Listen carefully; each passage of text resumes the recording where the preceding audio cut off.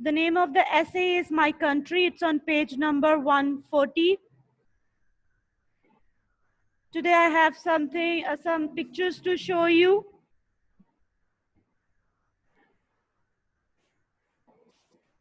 अब सबसे पहले आपने ये चीज देखनी है कि आप ऐसे लिख रहे हैं माई कंट्री, अपनी कंट्री के बारे में आप बताने जा रहे हैं, ठीक है।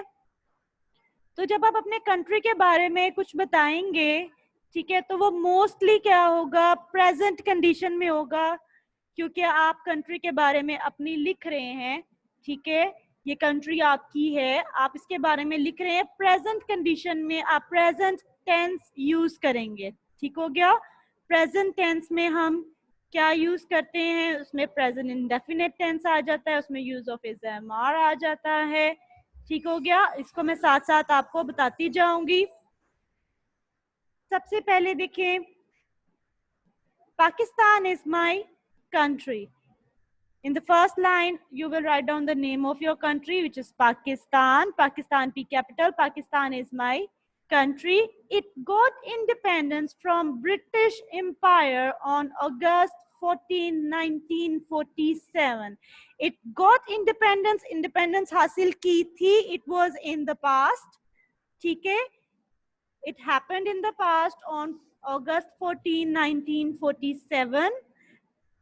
सो आप इसमें कौन सा टेंस यूज करेंगे, इसमें आप पास्ट टेंस यूज करेंगे। It got independence from British empire. British empire कौन सी थी, जैसे कि हम जानते हैं, let me give you a brief introduction of how we got our country back. आपको जैसे पता हो, पहले पाको हिंद होता था, ठीक है, हिंदुस्तान कहलाता था वो। अब उसके अंदर पाकिस्तान, इंडिया, बांग्लादेश, ये तमाम कंट्रीज, इसके जो लोग थे वो आपस में साथ रहते थे, ठीक है। तो मीन्स के मतलब ये है कि बहुत सारे रिलीजन एक साथ रहा करते थे, जिसमें हिंदू भी थे, जिसमें मुस्लिम्स भी थे, ठीक है, और दूसरे रिलीजन के लोग भी रहते थे। और हुकूमत किसकी चलती थी कई सौ सालों तक? मुगल एम्पायर ने, जो कि मुगल बादशाह थे, जिनमें से फर्स्ट बादशाह का नाम बाबर था, ज़हीरुद्दीन बाबर। तो उसने और उसकी तमाम आगे जो एरिस्टोक्रेसी चलती थी, एरिस्टोक्रेसी से कहते हैं जिसमें बादशाह, बादशाह के बाद बादशाह का बेटा बादशाह बनता है, उसमें उसका मतलब कि जनरेशन टू जनरेशन इस तरह से हुकूमत चलती थी मुसलमानों की, ठीक हो गया। ये मैं आपको हिस्ट्री बता रही हूँ फ्रॉम द पास्ट, ठीक है, किस तरह से हमने इंडिपेंडेंस हासिल की, कैसे हासिल की। शुरू में क्या था, शुरू में हिंदुस्तान हुआ करता था, जिसमें पाकिस्तान, इंडिया, बांग्लादेश, ये तमाम कंट्रीज साथ रहती थी, इनके लोग एक साथ रहा करते थे, जिसमें मुख्तलिफ रिलीजन के लोग थे, जिसमें मुस्लिम्स भी थे, इंडियंस भी थे, और दूसरे मज़ाहिब के लोग भी रहते थे साथ। लेकिन क्या हुआ कि वंस एक दफ़ा ब्रिटिश एम्पायर, जो ब्रिटिशर्स थे, वो यहाँ पर आए in order to make trade, ठीक है। ट्रेड किसे कहते हैं, तजारत करने के लिए, कोई लेन देन करने के लिए अंग्रेज जब यहाँ पर आए और उन्होंने देखा कि जो मुगल एम्पायर है वो अब बहुत ज़्यादा कमज़ोर हो चुकी है, तो उन्होंने क्या किया कि मुसलमानों पर, इस कंट्री पर, हिंदुस्तान पर कब्जा कर लिया, ठीक है। और इसमें ब्रिटिश एम्पायर के साथ इंडियंस ने बहुत ज़्यादा हेल्प की उनकी, मुसलमानों को उनसे उनके हकूक़ को छीन लिया गया। फिर क्या हुआ, लामा इकबाल ने अपनी शायरी से लोगों को जगाया, ठीक है, उनको इस चीज़ का एहसास दिलाया कि मुसलमान एक मुत्तहद कौम है, जिसको एक अलग कंट्री की ज़रूरत है। उन्होंने अपने शेर व शायरी से, because we all know that कि Allama Iqbal is our national poet, उन्होंने अपनी शायरी से लोगों को जगाया और उनको इसमें एक उनको एहसास दिलाया कि मुस्लिम जो से हैं वो एक ताकतवर कौम है, हम अंग्रेज़ों से, ब्रिटिश एम्पायर से अपनी एक अलग कंट्री हासिल कर सकते हैं, ठीक है। जिसमें सबसे ज़्यादा जद्दोजहद जिस इंसान ने की, हम सब जानते हैं, he was Quaid Azam, the first leader of Muslim of, कह सकते हैं, ऑफ पाकिस्तान, ठीक हो गया। He was the first leader of Muslims in Pakistan. आगे देखते हैं, इट गॉट इंडिपेंडेंस। अब now you have got the idea कि किस तरह से ब्रिटिश एम्पायर से मुसलमानों ने अपनी एक जगह हासिल की थी। और इसमें टू बी वेरी ऑनेस्ट बहुत सारे मुसलमान इसमें शहीद हुए थे। इसमें बहुत ज़्यादा खून रेजी बहुत हुई थी इसमें, और लोगों ने बड़ी मुश्किल से अपनी जो सी कंट्री है वो बचाई थी अंग्रेज़ों और हिंदुओं से। ठीक हो गया। इस तरह से हमने इंडिपेंडेंस हासिल की थी ब्रिटिश एम्पायर से। ऑन अगस्त 14 1947 को ये ऐलान हुआ था कि अब पाकिस्तान एक इंडिपेंडेंट कंट्री है जो कि मुसलमानों की जिसमें हुकूमत होगी, जिसमें मुस्लिम्स रहा करेंगे। ठीक हो गया। और इंडिया उसमें फिर सेपरेट हो गया था, और फिर बहुत सारे लोगों ने तजारत की, जो मुस्लिम्स थे वो पाकिस्तान आ गए और जो इंडियंस थे वो इंडिया चले गए। ठीक हो गया। सो आगे देखते हैं। Now it will be very easy for you to remember. ये मैंने आपको सारी हिस्ट्री इसलिए बताई है ताकि आपके लिए ये लाइन जो है वो इजी हो जाए, ताकि आपको अंडरस्टैंड करना इसको इजी हो जाए। It got independence from British empire on August 14 1947 को, इसलिए हम ये मनाते हैं इंडिपेंडेंस डे, जो कि कल है। After a long and hard struggle of Muslims of South Asia, Asia is a continent, ठीक हो गया। और साउथ एशिया के मुसलमानों ने बहुत सख्त स्ट्रगल्स के साथ, मेहनत के साथ, मुशक्कत के साथ, अंडर द लीडरशिप ऑफ कायदे आजम मोहम्मद अली जिन्ना,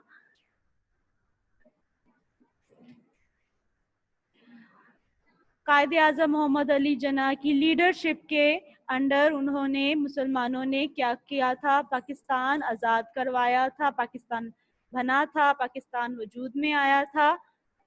नेक्स्ट देखते हैं, my country consist of 4 provinces. Consist यहाँ पे शो कर रहा है। यहाँ पे मैंने आपको बताया था कि आप जब हिस्ट्री की बात कर रहे हैं, जब आप बता रहे हैं पास्ट में जो कुछ हो चुका है, तो आप टेंस कौन सा यूज करेंगे, पास्ट टेंस यूज करेंगे। अब now you are talking about your country, present country के बारे में आप अपनी बात कर रहे हैं, मौजूदा, तो आप क्या कहेंगे, my country consist of 4 provinces.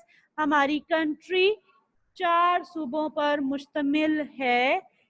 आई ई का मतलब होता है दैट इज, ठीक है, जो कि क्या है, पंजाब, सिंध, केपीके एंड बलोचिस्तान। ठीक हो गया। Punjab, repeat after me, Punjab, Sindh, KPK and Balochistan.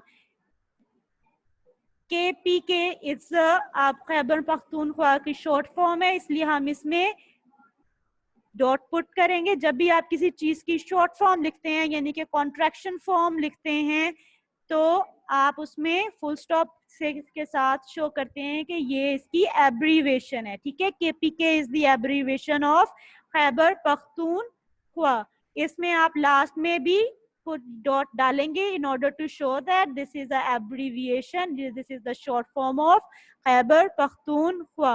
So my country consists of 4 provinces, that is IE means that is Punjab, Sindh, KPK and Balochistan. इसको आप, अगर आपको इसके स्पेलिंग डिफिकल्ट लगते हैं तो इसको सिलेबल्स में याद करें, बलोचिस्तान। ठीक हो गया। इसको सिलेबल्स के अंदर याद करें। Islamabad is the most beautiful city. Islamabad को बहुत खूबसूरत सिटी माना जाता है, and it's the capital of Pakistan, और ये पाकिस्तान का कैपिटल भी है। ठीक हो गया।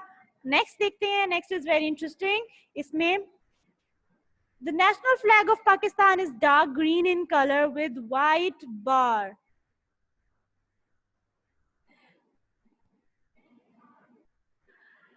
नेशनल फ्लैग जो हमारा है, जो कि हर 14 अगस्त में लोग लगाते हैं, आपने उसे ऑब्जर्व किया होगा, it's of the dark colour, dark green colour with white bar. ठीक है, let me show you. This is the white bar, okay, जो कि हम सब देखते हैं, लेकिन आपको इसका पता होना चाहिए कि इसको क्या कहते हैं। इसको वाइट बार कहते हैं। एंड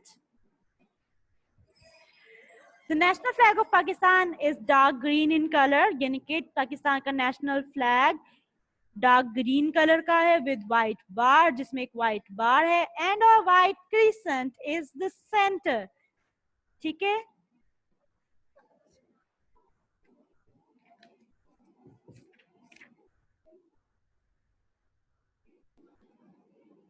और इसके सेंटर में as you can see this is the white crescent. इसको क्या कहते हैं? क्रिसेंट कहते हैं।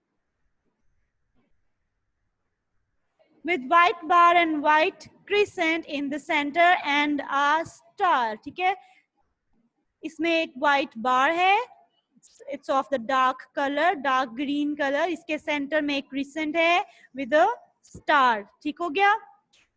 so नेक्स्ट देखते हैं, the green colour shows the Muslim majority.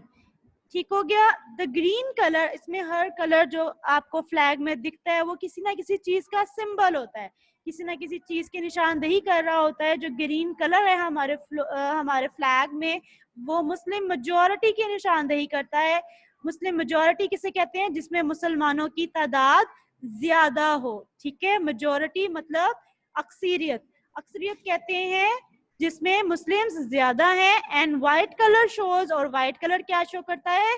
Minority. Minority क्या होता है? जिसमें मुस्लिम्स जो कि दूसरे मजाहिब के लोग हैं, वो कलर्स किससे शो किया जाता है? व्हाइट कलर से शो किया जाता है। As you can see that there is a white bar. ये क्या शो करता है?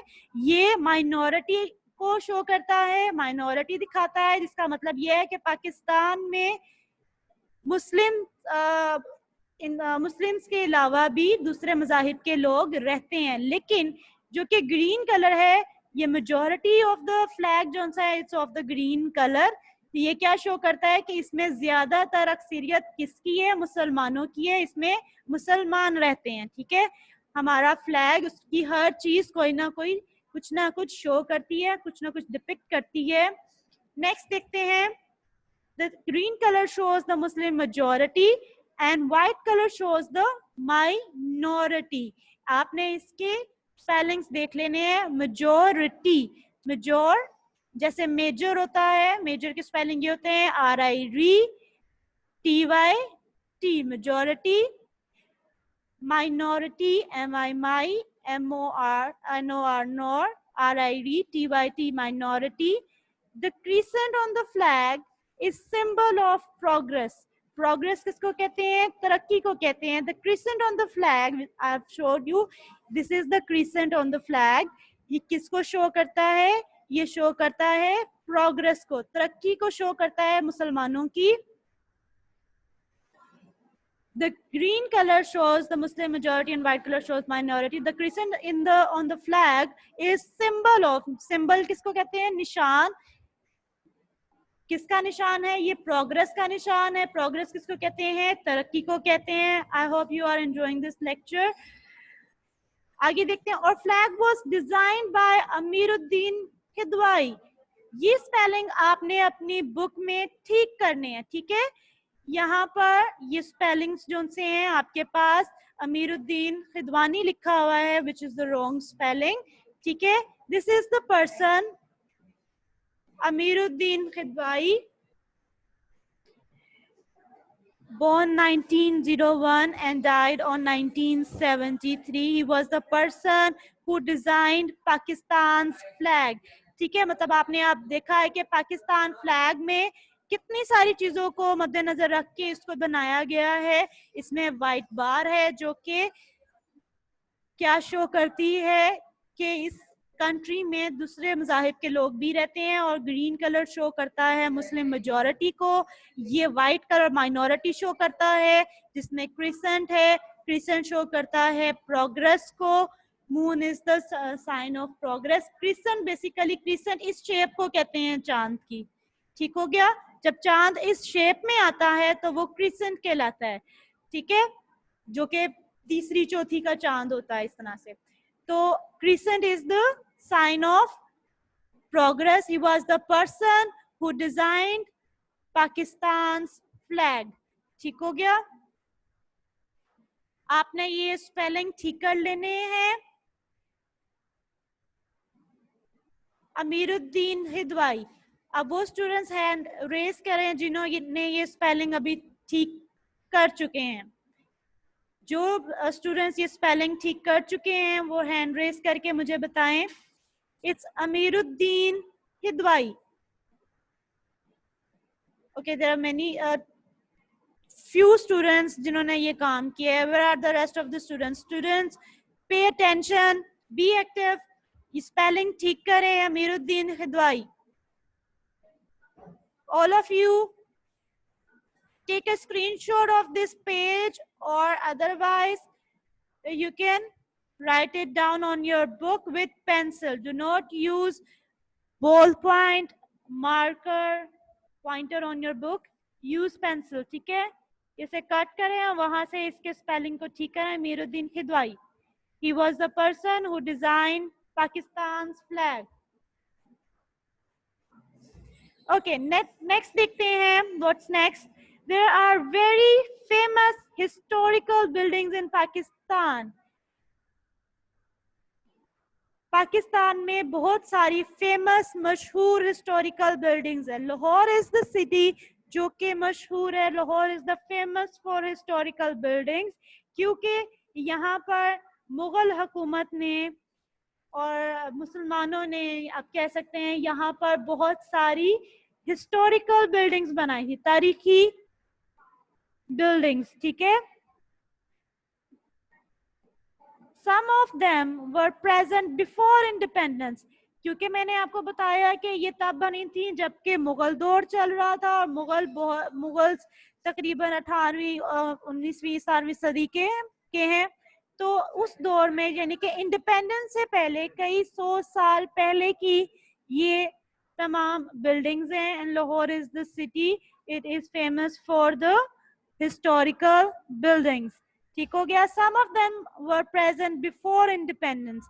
इंडिपेंडेंस से पहले की सम ऑफ देम, कुछ बिल्डिंग्स यहाँ पर ऐसी भी हैं पाकिस्तान में जो कि इंडिपेंडेंस से पहले की मौजूद है. बादशाही मस्जिद. लेट्स सी, आपने, आई होप तमाम स्टूडेंट्स ने बादशाही मस्जिद देखी होगी. Let me show you a picture. Yes, this is the Badshahi Masjid. आपको पिक्चर्स में मैंने दिखाया है, ये बादशाही मस्जिद है. ठीक है. And the next building is Lahore Fort, Shahi Qila, जिसको शाही किला कहते हैं. इसको इंग्लिश में क्या बोलते हैं? Lahore Fort. And here is the picture of Lahore fort.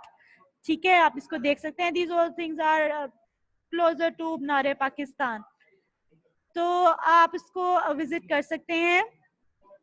ये क्या कहलाता है? ये लाहौर फोर्ट कहलाता है. दिस इज बादशाही मस्जिद. एंड नेक्स्ट टू इट, इसके साथ ही क्या है? लाहौर फोर्ट है. Let's see what's the next building looks like. Shalimar Bagh are famous among them. So these are the buildings. आप सब जानते हैं कि ये तमाम बिल्डिंग्स जो हैं लाहौर में मौजूद हैं और ये तमाम हिस्टोरिकल बिल्डिंग्स कहलाई जाती हैं. और ये तमाम हिस्टोरिकल बिल्डिंग्स जो आज तक पाकिस्तान में मौजूद हैं, इनमें सब में से सबसे ज्यादा फेमस है. अमंग देम, उन तमाम में से सबसे ज्यादा फेमस है Badshahi Masjid, Lahore Fort and Shalimar Bagh. And Shalimar Bagh looks like this. ठीक हो गया. सो इस तरह से दिखता है शालीमार बाग.